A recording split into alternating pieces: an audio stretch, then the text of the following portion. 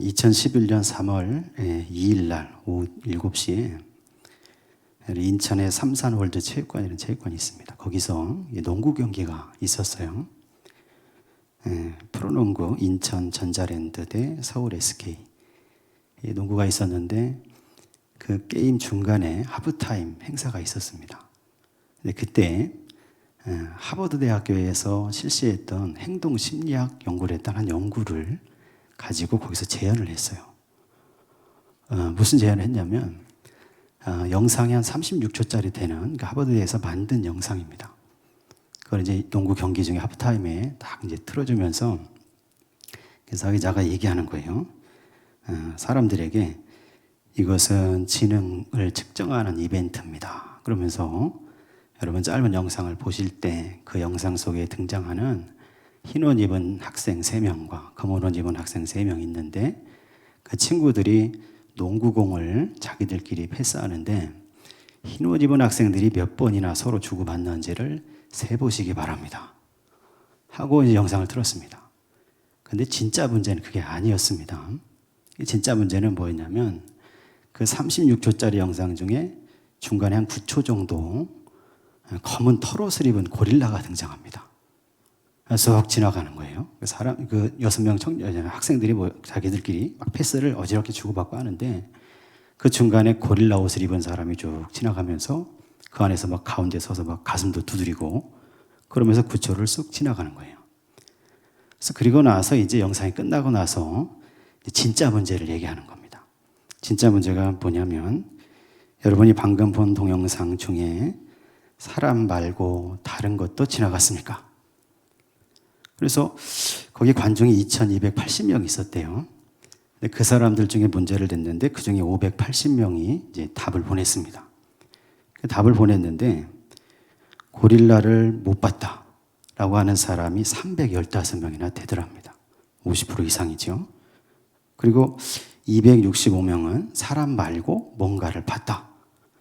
그리고 그 중에 고릴라를 봤다라고 얘기한 사람은 205명, 개나 곰을 봤다 이렇게 얘기한 사람도 60명이나 되더라는 거예요.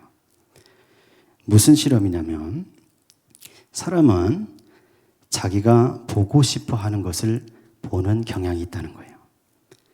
어떤 상황이나 어떤 사건이나 어떤 일들이나 뭘 읽거나 보거나 할 때 그때 사실 그대로 진실 그대로를 다 들여다보는 게 아니고 물론 모든 사람이 그런 건 아니지만 50% 이상의 사람들이 그 중에서 뭐가 자기에게 도움이 되고 그 중에서 뭐가 자기의 이득이 되고 그 중에서 뭐가 자기의 이익이 되느냐 이것을 본다는 거예요. 이것만 본다는 거예요. 그래서 진짜로 무슨 일이 있었는지는 놓치게 된다는 거죠. 여러분, 저와 여러분은 하나님의 성경 말씀을 읽고 들을 때 내가 보고 싶어 하는 것만 보면 안 됩니다. 내가 듣고 싶어 하는 소리만 들어도 안 됩니다. 성경의 말씀을 들어야 하고 성경을 통해서 하나님께서 예수님께서 하시고자 하는 말씀의 뜻을 알아야 되는 거죠. 오늘 저와 여러분이 말씀을 나눌 때 그 음성을 듣기를 원합니다. 그 말씀을 보게 되시기 원합니다. 오늘 말씀에서 계시록 7장에 있는 말씀인데 예수님께서 지금 사도 요한에게 그의 눈을 열어서 계시를 계속해서 보여주고 계십니다. 사도 요한이 보고 싶어 하는 계시가 아니고 예수 그리스도께서 보여주고 싶어 하는 계시를 보여주시는 거죠. 그 중에 7장의 말씀은 사실은 중간 계시라고 얘기해요. 이게 무슨 얘기냐면 요한계시록 2장, 3장에서 여러분 소아시아 7교회에 보내는 예수님의 말씀을 다 들었죠. 그리고 나서 3장으로 넘어가면 사도 요한이 이리로 올라오라 하는 주님의 음성을 듣고 그 영혼이 하늘로 올라갑니다. 올라가서 하나님 보좌를 보게 됐고 하나님을 보게 됐고 그 하나님 보좌 앞에서 이루어지는 천상의 예배와 경배에 참여하게 됩니다. 그리고 이제 5장으로 넘어가는데 그 5장에서는 뭐가 펼쳐지냐면 이제 어린 양이신 예수 그리스도가 등장해요. 그래서 보좌에 앉아 계신 하나님의 오른손에 있는 7개 인으로 봉인된 두루마리를 그 어린 양이신 예수 그리스도께서 취하시는 그 위임식이 거기 기록이 되어 있습니다.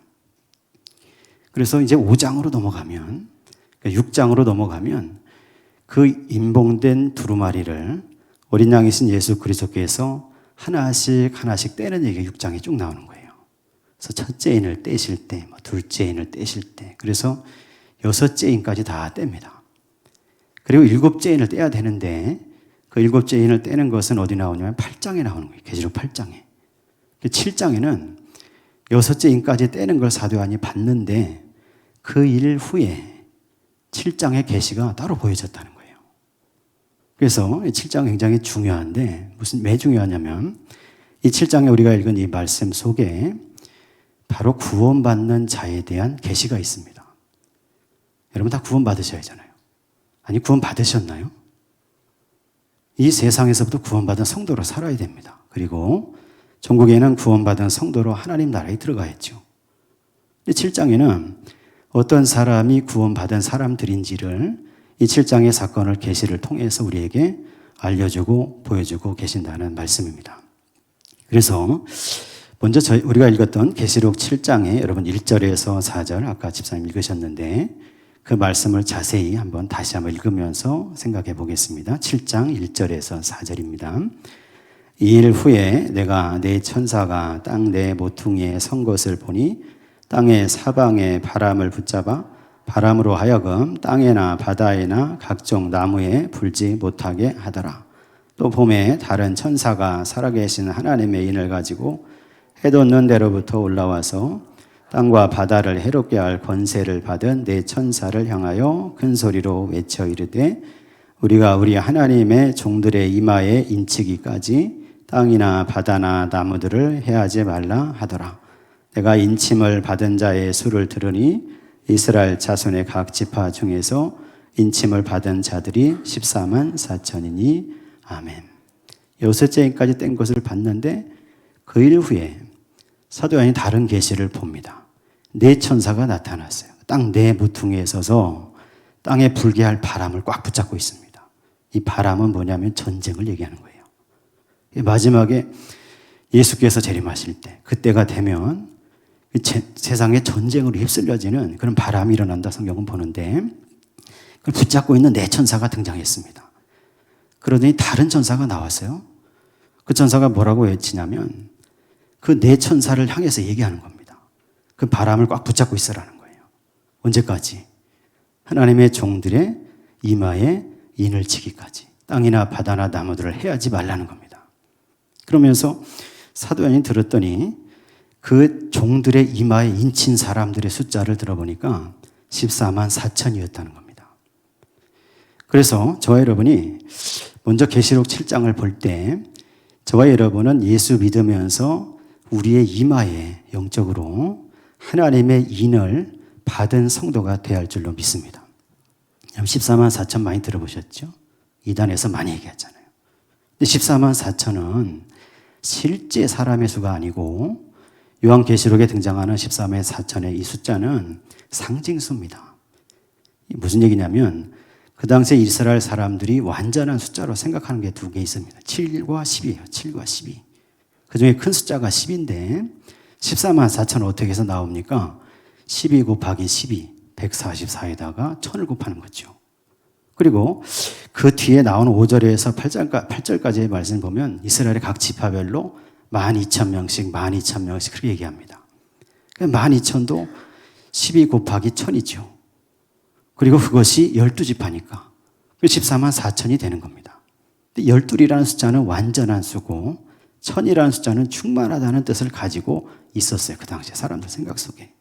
그러니까 14만 4천이라는 얘기는 무슨 얘기냐면 하나님의 종들의 숫자가 완전하고 충만하게 채워졌다는 겁니다. 마지막에 세상의 종말과 예수 그리스도의 재림과 하나님의 심판이 완성되기 전에 그 전에 세상에 살고 있는 사람들 중에 하나님의 종들의 숫자가 완전하고 충만하게 채워진다는 거죠. 그 일을 천사가 하나님의 인을 가지고 인을 치는 그 일을 통해서 이루게 된다는 말씀입니다. 그러므로 저와 여러분이 이 말씀을 읽을 때 우리가 눈여겨봐야 될 것이 어떤 거냐면 하나님의 종들이라는 겁니다. 저와 여러분 하나님의 종들이 돼야 합니다. 하나님의 종이라고 얘기하니까 목사님만 얘기하는 게 아닙니다. 장로님들만 얘기하는 게 아니에요. 하나님의 종은 어떤 사람들이냐면 말세에 마지막 때에 주님 재림하신 걸 소망하며 살아가면서 사명을 중심으로 사는 사람입니다. 하나님의 말씀을 읽고 하나님의 뜻을 생각하면서 나의 인생의 목적이 하나님의 뜻에 있는 사람이에요. 내 인생을 살아가는데 내 욕심 이루는 게 아닙니다. 인생의 목표가 다 있죠. 그 목표를 이루는 게 아니고 그 일을 통해서 직장이나 인생이나 생명이나 재능이나 모든 것을 통해서 하나님이 나에게 맡겨주신 사명을 이루기에 살아가는 사람들입니다. 그 사람들 하나님의 종들이에요. 그래서 이제 예수께서 사도 요한을 통해서 이 천사가 인을 치는 모습을 보여주면서 오늘 예수 믿는 성도들이 다 24만 4천 충만한 숫자에 들어가야 된다는 겁니다. 다시 말해서 저와 여러분이 하나님의 종들로 이 세상을 살아야 된다는 겁니다. 하나님의 종들은 사명을 따라 살아가는 사람. 여러분 계시록 2장 3장을 쭉 읽어보면 소아시아 7교회 예수께서 말씀하시죠. 근데 그 교회들을 향해서 말씀하실 때 눈여겨 살펴보면 예수께서 칭찬하시고 또 책망하시고 하시는데 그 7교회 어느 한 교회라도 그 교회가 숫자가 많이 늘어났다고 칭찬한 적이 없습니다. 그 교회들을 책망하실 때 뭘 책망하셨냐면 그 교회들이 교회의 사명을 제대로 감당하지 못해서 책망하신 거예요.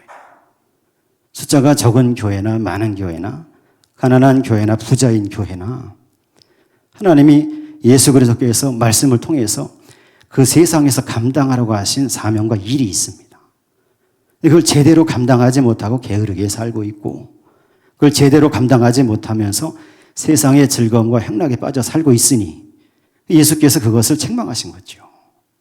예수님께서 관심 있는 게 뭐냐면 네가 교회로서 성도로서 사명을 이루고 있느냐 아니냐 이거예요. 저와 여러분이 우리의 사명을 이루는 성도 되시기 원합니다. 저와 여러분이 이 세상 살고 하나님 앞에 갈 때 주님 앞에 섰을 때 주께서 반드시 물어보실 게 있습니다. 그게 뭐냐면 네가 세상을 살면서 목사로 살고 장로님으로 살고 권사님으로 살고 안수집사로 살고 집사님 성도님으로 살았는데 그걸 가지고 이 세상에서 뭐 하다 왔냐는 거예요. 뭐 하다. 어떤 사명을 이루고 왔냐는 거.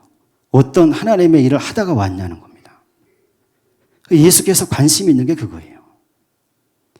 저와 여러분이 다 하나님의 종들이 돼야 됩니다. 그래서 내가 하나님의 사명을 따라 살고 나에게 이루라고 주신 목적을 따라 살아갈 때 성령께서 하나님의 인을 저와 여러분의 이마에 찍어주시고 그래서 저와 여러분이 다 구원받아서 영생의 자리에 서는 성도들이 되셔야 할 줄로 믿습니다. 여러분 교회와 성도의 사명은 다른 게 아니에요. 첫째는 복음을 증거하는 겁니다. 어느 교회나 어느 성도나 마찬가지입니다. 복음을 증거하는 거예요. 복음. 예수 그리스도의 말씀을 입술로 얘기하고 또 자기의 삶의 모습으로 드러내는 겁니다. 이게 사명이에요.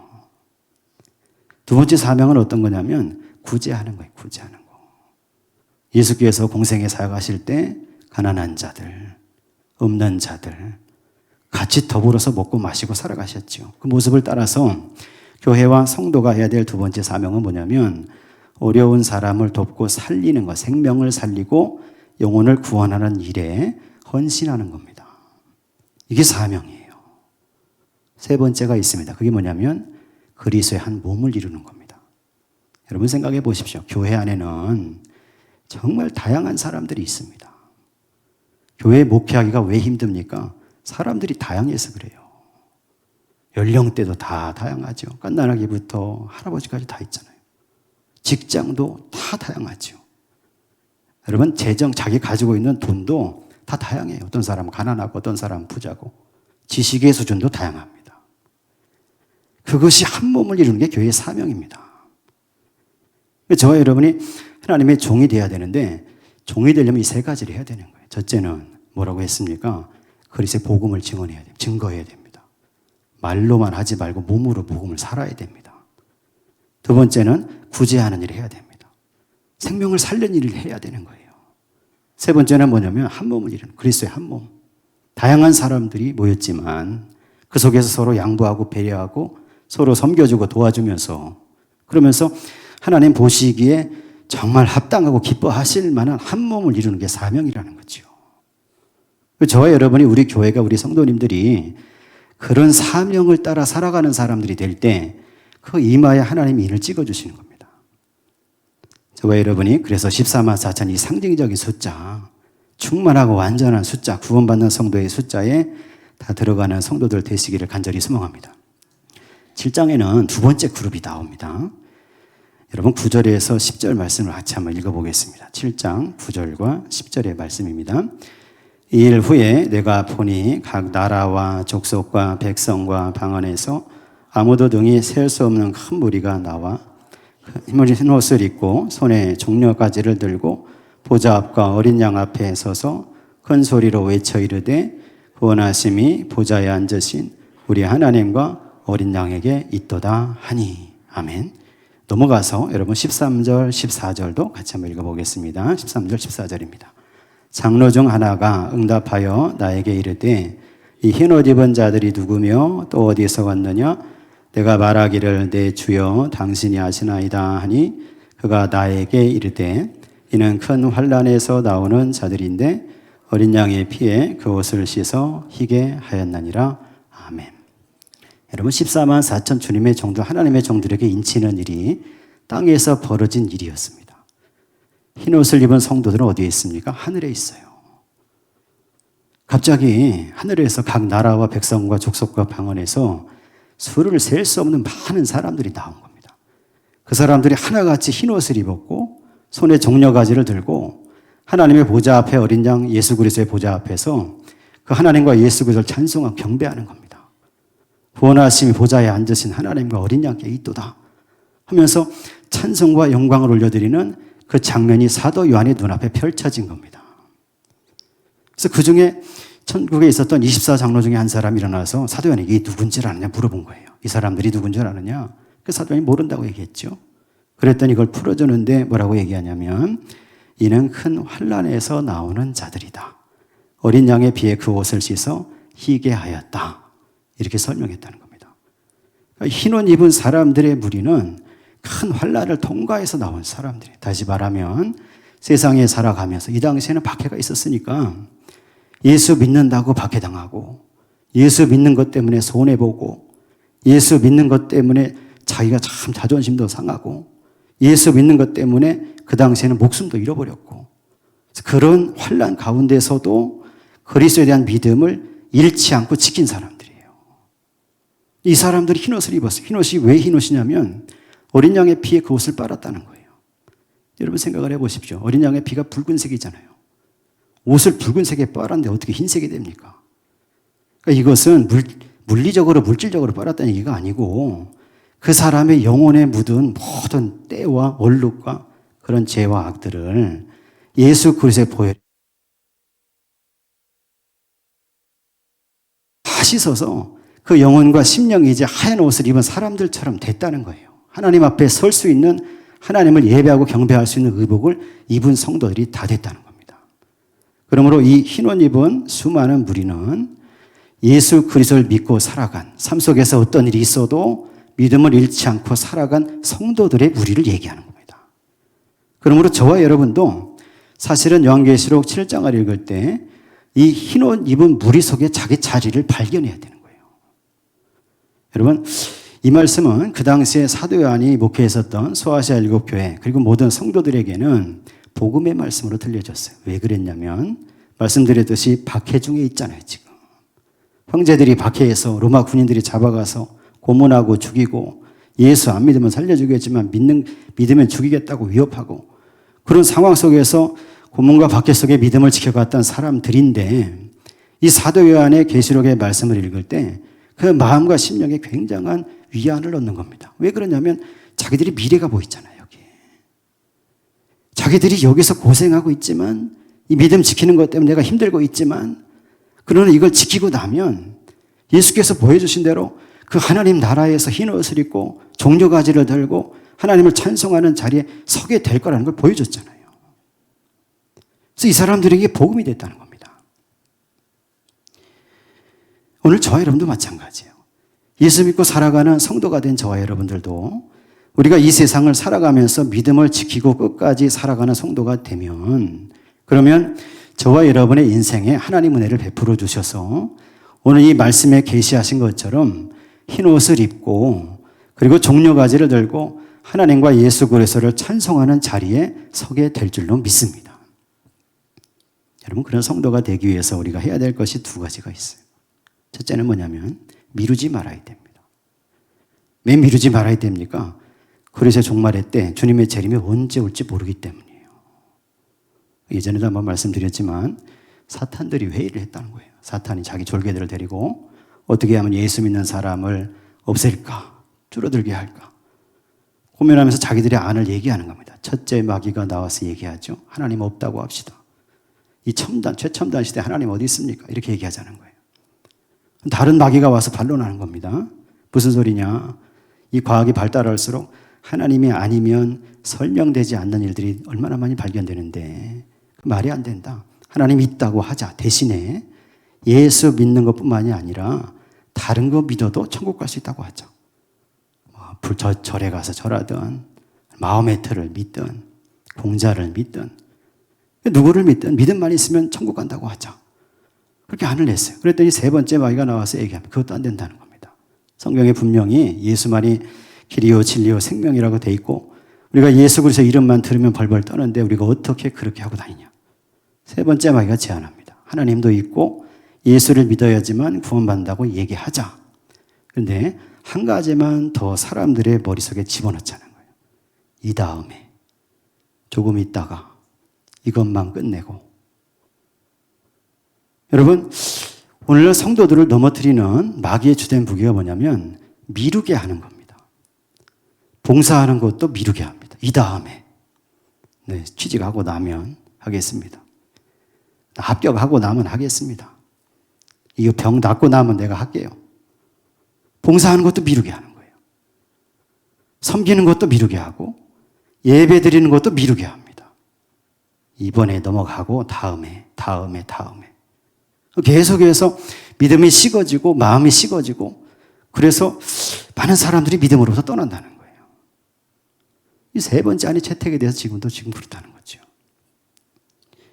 여러분, 저와 여러분이 신앙생활을 하면서 하나님의 종들이 되시고 그리고 흰옷을 입은 이 숫자에 들어가는 성도들이 되셔야 할 줄로 믿습니다.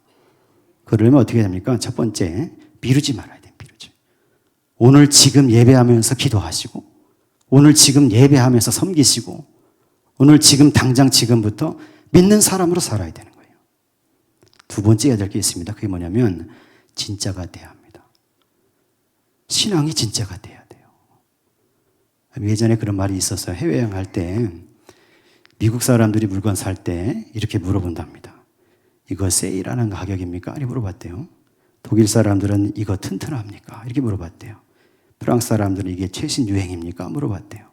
한국 사람들은 뭘 물어봤게요? 이거 진짜입니까? 우리는 참 진짜를 좋아하죠. 근데 신앙이 진짜가 돼야 됩니다.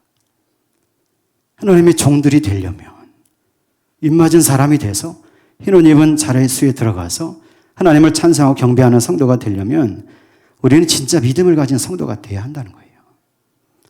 여러분, 내 속에 진짜 믿음이 있는지 없는지 뭘로 압니까? 어떤 일을 만났을 때 염려와 걱정과 두려움에 사로잡혀서 넘어지느냐 아니냐 거기에 있어요. 어떤 목사님 그렇게 간증했습니다. 그 교회가 큰 교회였는데 성도 중에 어떤 사람이 있었냐면 사이비 교주가 있었답니다. 그 사람이 어떻게 복음 전도를 돼서 그 목사님 말씀 듣고 교회를 좀 다니다가 자기가 잘못됐구나 깨닫고 회개했어요. 그래서 목사님한테 전화했습니다. 어느 전화해서 자기가 지금 모시고 있는 신이 있고 거기 신당이 있는데 거기 와서 예배 한번 드려달라는 거예요. 그 목사님이 성도들하고 같이 가서 예배 드렸습니다. 그 신도하고 같이 열심히 예배를 드리고 나서 이제 가려고 하는데 그 사람 붙잡더라는 거예요. 붙잡으면서 뭘 부탁하냐면 내가 지금 막 이 제단을 만들어 놨는데 그 뒤에 붙어 있는 내가 섬겼던 그 신의 초상화를 옥상에서 불태워 달라는 거예요. 왜 자기가 하지? 자기는 두렵고 떨려서 못한다는 거죠. 그래서 그걸 뜯어가지고 올라가서 라이터로 다 활활 태워버렸다는 거예요, 목사님이. 근데 그동안에 그 사람은 옆에서 발발발 떨고 있더라는 거예요. 예수를 믿는다고 했는데, 믿음이 있다고 했는데, 그래서 예배까지 드리고 신방도 받았는데 그 속에 뭐가 없습니까? 진짜 신앙이 없어요. 그러니까 두렵고 떨리고 염려되고 걱정돼서 그게 넘어지는 겁니다. 저와 여러분이 흰옷 입은 성도로 하나님을 찬송하는 성도가 되고 하나님의 종들이 되어서 성령으로 하나님의 일을 맡는 성도가 되려면 진짜 믿음을 가져야 됩니다. 여러분, 말세에 가장 불행한 사람 누굽니까? 형식적으로 믿는 사람이에요. 믿는 척하는 사람 제일 불쌍합니다. 끝까지 그렇게 살다가 마지막 때에 가서 떨겨나니까. 마지막 때에 가서 하나님 심판을 받게 되니까. 그러므로 저와 여러분이 이 말씀을 생각할 때 나는 우리 성도님들, 우리 교회는 진짜 예수 그리스도를 믿는 성도가 되시기를 원합니다. 우리 교회와 성도들은 정말 예수 믿는 사람들 교회가 돼서 하나님이 부탁하신, 하나님 말씀하신 복음을 통해 명령하신 그 사명을 감당하는 교회에 사람들을 살리고 영혼을 구원하고 구제하고 그리고 한몸 된 교회를 이루고 그 사랑 속에서 평강을 누리는 교회 공동체가 돼서 하나님의 뜻을 이루는 하나님의 종들. 그래서 참 자기 죄를 다 예수 그리스도의 보혈에 씻어서 그래서 흰옷 입은 성도로 하나님 보좌 앞에서 찬송하고 경배하는 그 영광의 자리에 서는 복받은 성도님들이 다 되시기를 예수 그리스도의 이름으로 간절히 축원합니다.